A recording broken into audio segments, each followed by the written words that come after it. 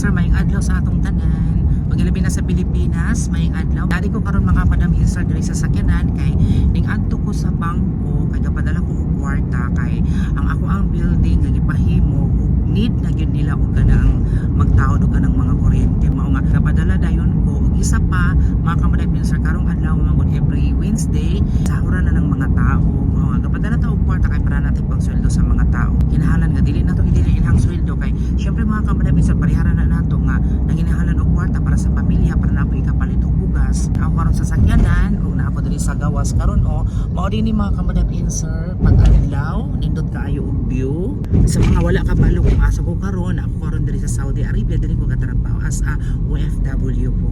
So mora na akong update mga Madam Insar, daghang salamat. May announcement mga Madam Insar no, karon di ko maabot nga Pasko kay December na magid karon and then hapit na magid ang Pasko no.